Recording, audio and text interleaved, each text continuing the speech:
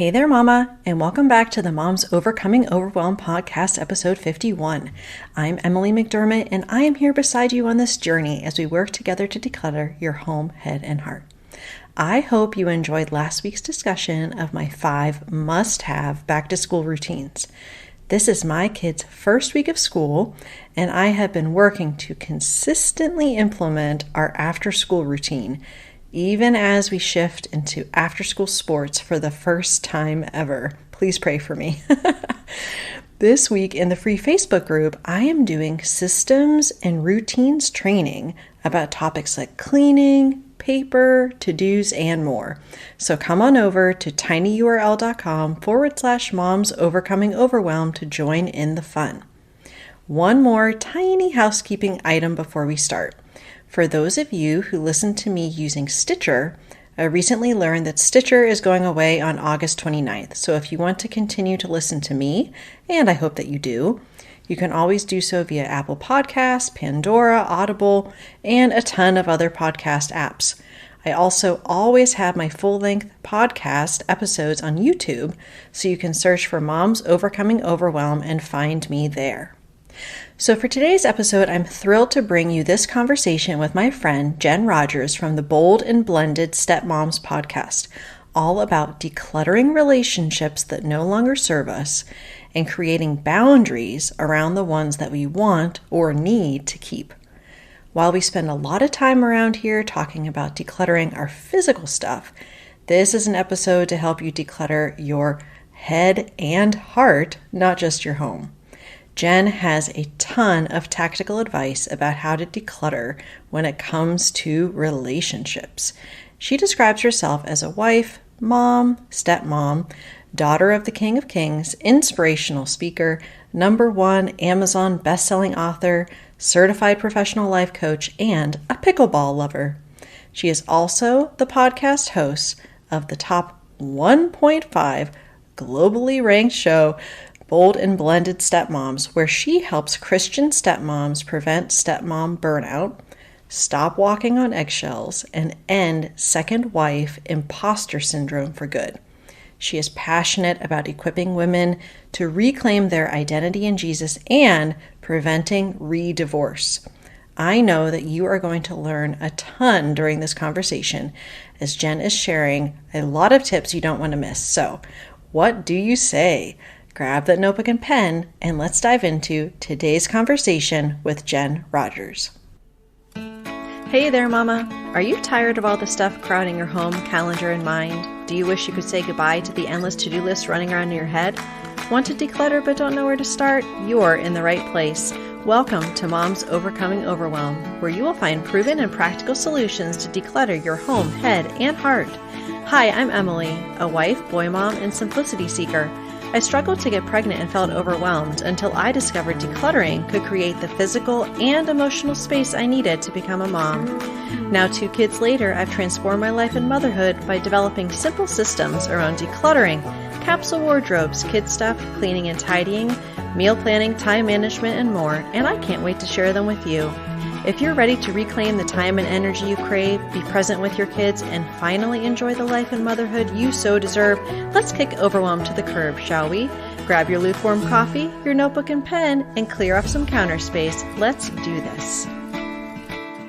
Hi, Jen. Thank you so much for being on the Moms Overcoming Overwhelm podcast. I'm so excited to talk to you today.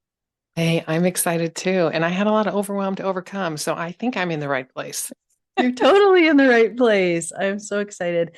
You and I connected in this interesting, fun podcast space I now find myself in.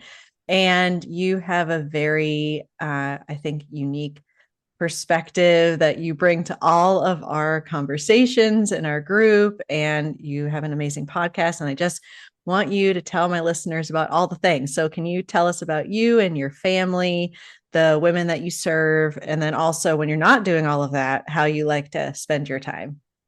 Yeah, sure. Let me first start out and say that this is actually not about me and what I do and who I am. This is about you. So if you're listening, my goal today is to honor what Emily is doing here to be tactical. So I have brought some tactical things. So you know a little bit about where I'm coming from. You know, when couples get married and they create an instant family with stepkids. Well, that starry-eyed love affair gets sucked into a black hole of chaos and confusion when everybody moves in together and you say, what happened? So that was me in 2014. And it took me years to get unstuck as a stepmom. And you want to talk about emotional mind clutter? A whole bunch of clutter in my brain because really I suffered an identity crisis. So now I can tell you that I am now on a mission to serve 12,000 women in 2023 to help them get unstuck so that they can begin to enjoy this stepmama journey and create the family that they really thought that they were going to get, because it is possible, because just like you, they are women of influence and they can do amazing things in their step family when they step back from the shock and say, okay, wait a minute, let me break this down. I'm a wife, I'm a mom, I'm a stepmom, I'm a chief encourager, I'm a Jesus girl, I'm a habit guru, and I'm so excited to be here. Yay. Oh, I love that. I love how you're so specific in that goal. That is like awesome. So crystal clear. And I know that you've already reached so many moms and stepmoms like already in 2023. So I can't wait to see what you're going Thank to you.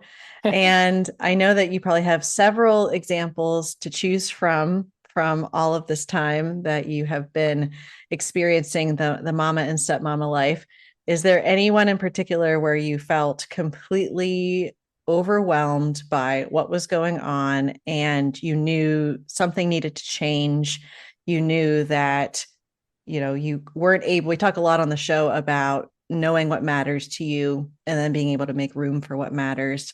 So was there an example where you were feeling so overwhelmed, and what was kind of that catalyst where you sort of raised that white flag of surrender, like something needs to change? And what was that? Let me be clear that I need to practice humility because that white flag was buried under the clutter. Okay. I was not willing to wave that white flag because I was right. Right? So, what do you mean? You want me to wave the white flag? But that's exactly what happened. And, I would say as a stepmom, I was overwhelmed that we went from thumbs up on the golf course to, I can't wait for you to marry my dad, to, we don't really want to be here. And our mom says that this is not so great for us. And we had a custody battle, identity crisis on who am I? Like, who is that monster in the mirror who just completely lost her cool? Because when the stepkids were with me, I was a mess, a hot mess. And when they left, I was calm, cool, collected. I was inspirational. I knew who I was. I knew who I was about. So I would say the overwhelm was an identity crisis. What just happened? Is everybody right? Because they told me that maybe I shouldn't marry this guy. Were they right? Can I go talk to them about how I'm feeling right now?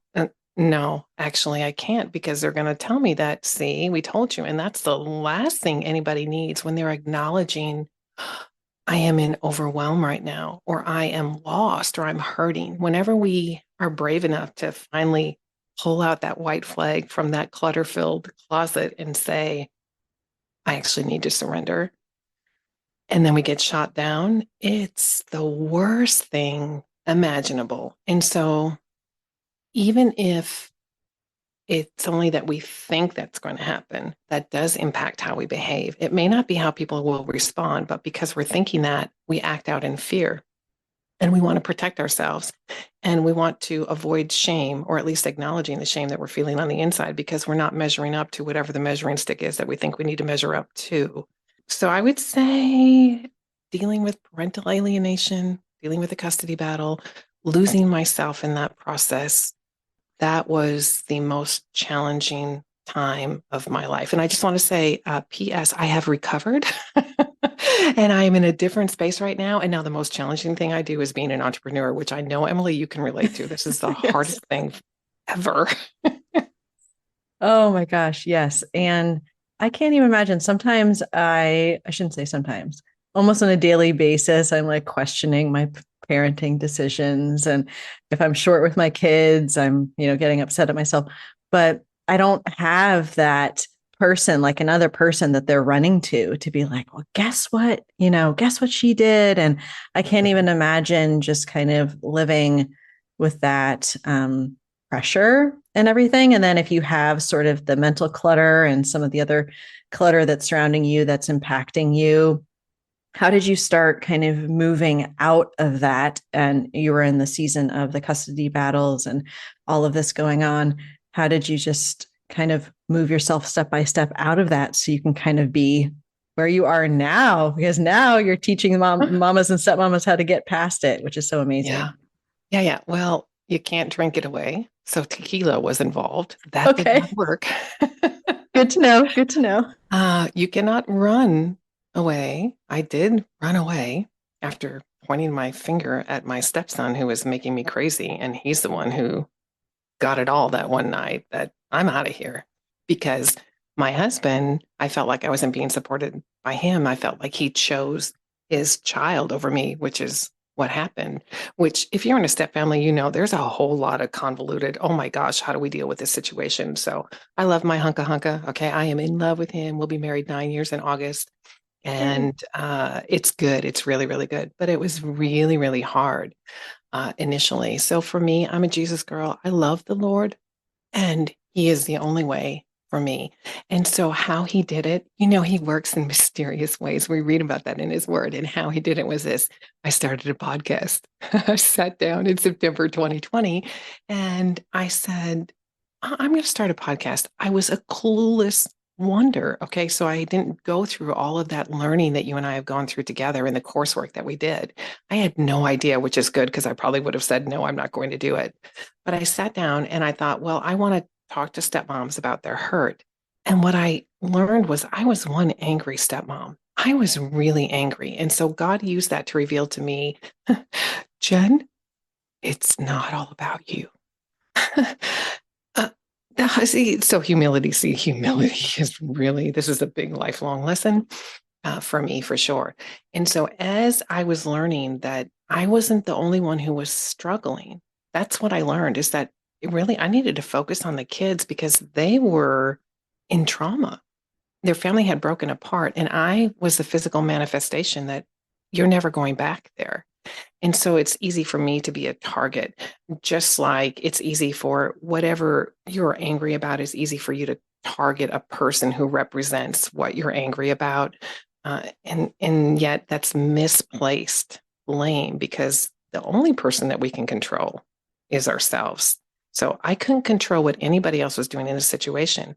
And I forgot that I had a partner, that my husband was my partner. And instead, he became part of the enemy camp because he wasn't behaving the way I wanted him to behave, when I wanted him to behave that way, and the way I wanted him to behave. Do this 1, 2, 3 thing, because I'm a 1, 2, 3 kind of girl. Let's just say, I'm fix it girl. So if you just did this, my life would be great. And so I learned through that process. God used that podcast to help me learn what was really going on. And so now, so if you listen to the podcast, like start at episode 100. Because the butt ugly stuff, all of the butt ugly that I was experiencing, I need to take those down. But humility, right? I leave them up because it's part of my journey. Although sometimes we want to hide that clutter, but it's there. Yeah. Oh, wow. Thank you so much for sharing that. I always talk on the podcast about our most precious resources, which I see as time, energy, focus, attention, those sorts of things. And that clutter steals from that, as far as like the physical clutter in our homes. But when it comes to relationships, we all know relationships can be either draining or they can be life giving or life draining, right? And a lot of times when you're in those familial situations, like let's say that I'm going home to visit my parents, I know I'm going to be there for a short amount of time. Someone comes to visit you, they're leaving eventually, and then you can recover. But when you're having these very complex relationships within step families, you don't have that option. I mean, I guess you do, but you're trying to, stay there in it. And so Right. can you tell me a little bit I guess there's sort of two aspects. There's the decluttering the relationships that we can declutter, which might be the friends that aren't supportive or people that just kind of don't understand what you're going through, and you realize I can't be in this relationship anymore. I can't put energy toward this anymore. But then you have the familial relationships that you have to navigate and you have to work through. So Mhm. how do we set boundaries around what we can't, I guess, get out of when it Mhm. comes to relationships, but also declutter the relationships that aren't serving us that we can declutter? I know you have a lot of guidance on this for sure. Yeah, and this is not unique to step families. It's just that I have a lot of harrowing examples of this that even if you're not in a step family, you can relate to. But just generally, confidence comes from competence. So when you feel less than, or you feel incompetent, or you feel unprepared to have a conversation with someone because of past experience and you're reluctant because you know it's likely to be toxic, your confidence is not there. And so you don't show up confidently because you're shaking in your shoes. And so as I was thinking about this, I know, I was listening to one of your episodes about, look, I'm going to get super tactical here. And you were talking about paper. And the reason that paper is so evil is because it doesn't spoil. And I thought, oh, that's so true because I do put my milk away in the fridge right away. But the words that you use, super tactical, that resonated with me. And so here's what I came up with. I came up, so I know you journal too. So get your journals out and your pencils or colored crayons, or go ahead and get that old artwork that's in purgatory. And you can use the flip side of that. Although you Yes. can't, having it as a loose piece of paper, we know that's no bueno, right? Because then you're going to touch it over and over again. So stick it in your journal. So I recommend the journal. So I created an exercise to answer this specific question. Ooh, Is love it it. okay if we roll through it? Yes, Okay. please. Okay. Step number one. I am 100% confident that you can do this. Are you ready? Flip open to a new page in your journal. Did you do that? Yes, victory. Let's celebrate that. That's awesome. Okay. All right. So this is gearing you up for step number two. Number two, think about your emotional state when you interact with this person and write down all the emotions that you can think of. So I'm going to do a little example. Emily, if you're brave, I'm going to put you Oh, on the I'm spot here. brave. I'm brave Okay. and bold, I think. Brave and bold. I love it. So if your heart is racing, what emotion might you be feeling? Anxiousness, fear, excitement. Okay, cool. So it could be opposite emotions. Okay. Mhm. Or it could be that you're training for a marathon and you just crossed the finish line of your practice round, right? So it could be a physical condition because of physical exertion as well. Okay. What about one more? If your face is scrunched, what emotion could be related to a scrunched face? Ooh, I would say frustration for me. Okay. See, now I'm back into the stuff that can spoil in the fridge, and I was thinking of the science experiment that I just discovered in the refrigerator, and I'm just, ugh, ugh. So my emotion would be disgust. So thanks for playing that. That was really awesome. So Yeah. think about your emotions. Write down your emotions that you feel when you're interacting with that person. And on my podcast, I often invite women to hit the pause button. So if you need to hit the pause button, now's a great time. Hit the pause button. And then I promise we're going to be right back when you come back so we can go into number three, because I know we got to get you out of here fast. So number three is ask yourself, are there any emotions on your list that you want to experience? Now, I don't know about you, but if disgust is on my list, I do not want to experience disgust. So I'm going to throw the science experiment away. Now, we cannot throw people away. I know we cannot throw people away. So, because you cannot throw this person away, you don't want to feel disgust, as an example. What do you want to feel? So, those emotions that you have in number two, are there any that you want to keep? And if there are, which ones? And if you have none, it's okay. Like, it's less work for you. You don't have to write anything down. See, super easy. Okay, so three down, a few more to go. So number four, let's be real and say you can't 100% avoid this person, especially if it's your kid or your husband or your nosy neighbor, right? You can't avoid them.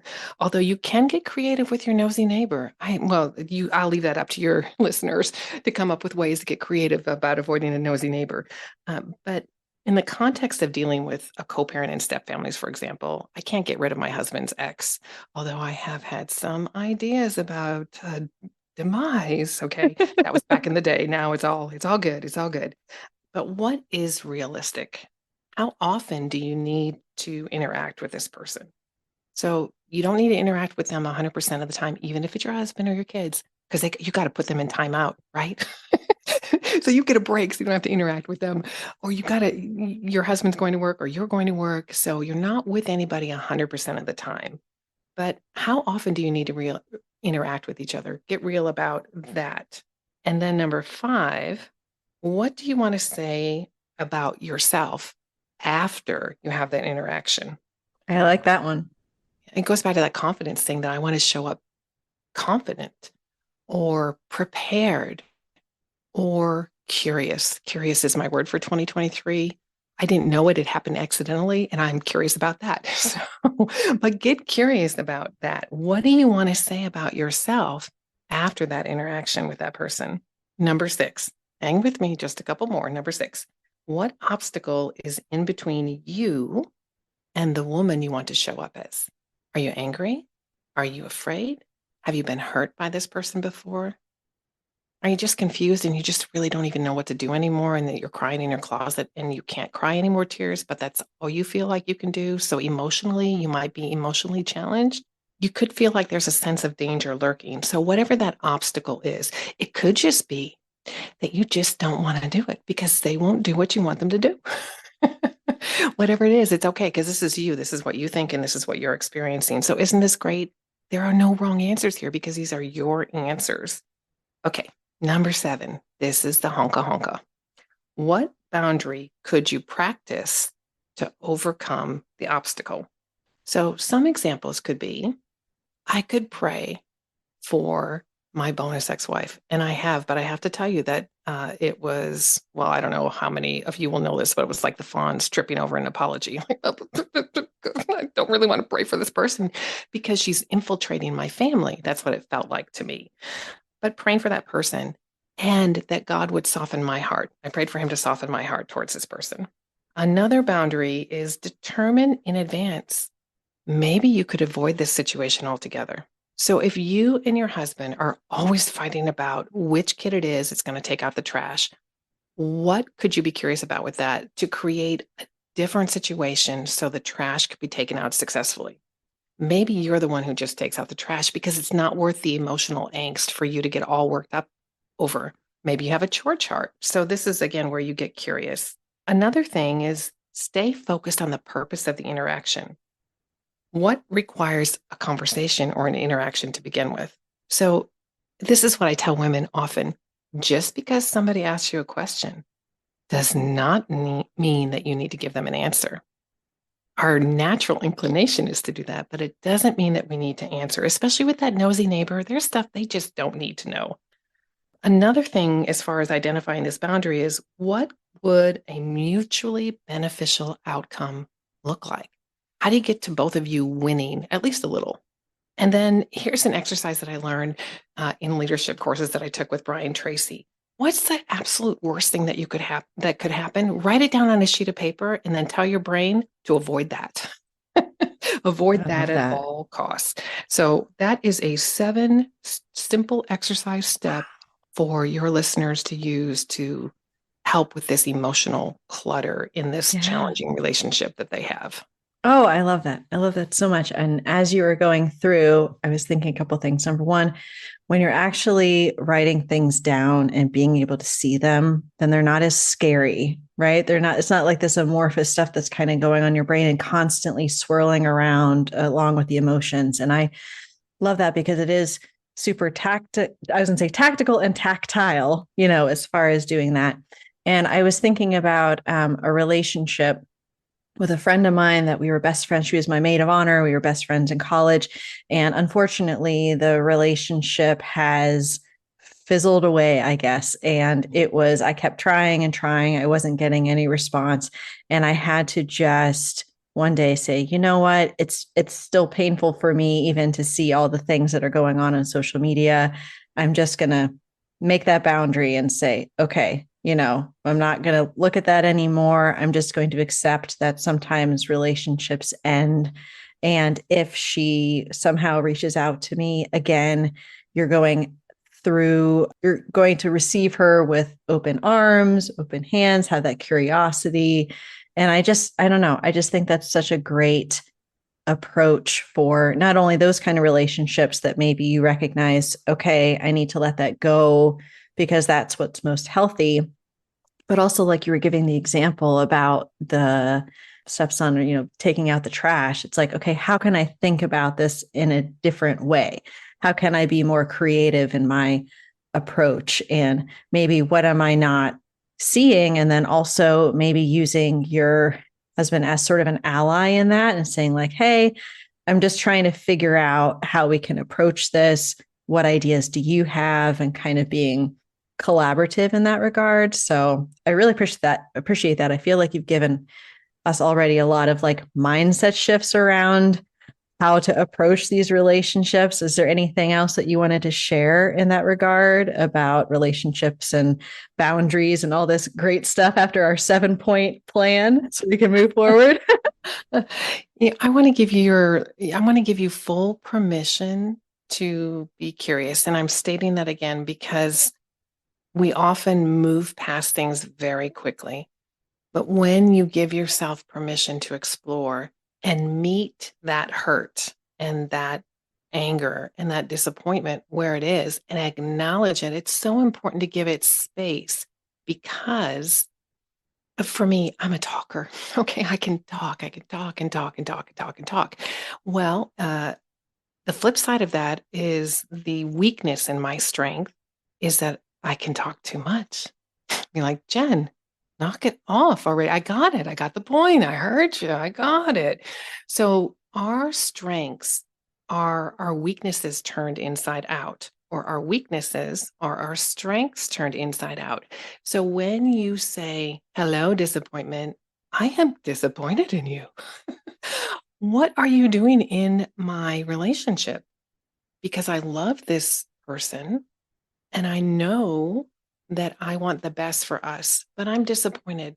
I want to give you the floor to tell me what's going on and then explore that because your curiosity will give you insight into what you're disappointed over. And sometimes it could be, how women were balls of yarn. So when something goes wrong, we remember the smell of the roses that we got the day before that we want to throw in the trash because we're angry today. Yesterday was a different day. We remember what we were wearing. We remember what was for dinner, but it's all wrapped up in this ball of yarn of stuff.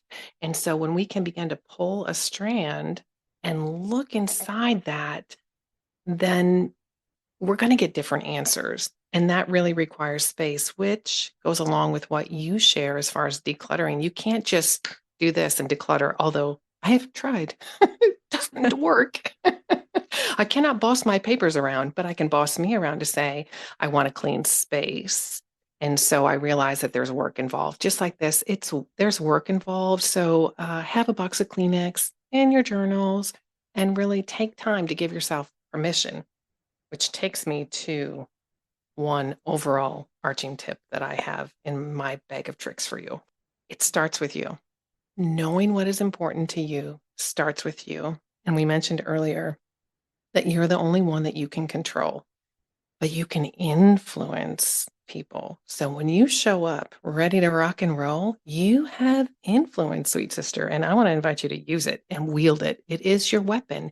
It's not a weapon for destruction. It's a weapon of influence to grow and nurture your family, to get you from where you are to where you want to be, or that relationship from where it is in the not great state to where you know that it can be. And it starts with you. So recognize that you've got shifting moods, that you've got broken appliances, And you've got body changes and intimacy struggles. All of these things are combined together as you're working on this relationship with this person or addressing this more challenging situation. So all of those things come together. And this is where we're going to go back to what I mentioned earlier, but in a brand new way. Take a time out, get an accountability partner, and decide that you guys are your time out people, that you get time out from all of your responsibilities so you can have time in for you. And then you reciprocate with your accountability partner. And I recommend doing this once a week because being a mama, oh my lands, it's tough work. It is a high, holy calling for sure. And you need a break. Amen to that. Oh my gosh. Thank you so much, Jen. This is wow. You said you were getting tactical. I had no idea what we were in for. This was fantastic. Thank you so much for sharing all of this. And I love that. And a lot of times you're right. We're so overwhelmed. We're just moving from thing to thing to thing, and it's not serving us. So get those journals. Make sure you have some pages in your journal. Go buy a new one. I can give you permission to go buy something. Just kidding. Instead of just getting rid of stuff. Jen, can you please let all the listeners know where they can find you and connect with you? And again, thank you so much for being on the show. Oh, yeah, absolutely loved it. And I love listening to your podcast. It just, again, that's super tactical. It is an important reminder, and it's a powerful tool in your toolbox for sure. So, if you're looking for a podcast about step families, I have made this so easy to find me. Just go to stepfamilypodcast.com. stepfamilypodcast.com. And that's where you can find the podcast and all of the other things. Join the community if you're interested in joining the community. But everything is at stepfamilypodcast.com, including our most listened to episodes. You'll find them easy peasy. I'm all about easy peasy. Jen has a fantastic website, #website goals over here. I love your website. It's so great. And so, yes, please head over there. And again, thank you so much for being on the show. This was really, really fun. So thanks. Oh my gosh, so honored. It was fun for me too. And it had me thinking in preparation, that's always, there's work when you get ready for something, which is a good note for us to remember that it requires hard work to get those beautiful benefits that we want for sure. So thanks for having me. It was tons of fun. If you like today's podcast, here's what you can do. Just take 30 seconds to leave me a review. I know you're a busy mama. You're overwhelmed, in fact, but 30 seconds of your day makes such an impact. I'll be blessed by your words. They'll definitely make my day. And who knows, you might be entered for this month's giveaway. In Apple Podcasts, scroll down to write a review. Thanks so much for your time. I'm so grateful for you.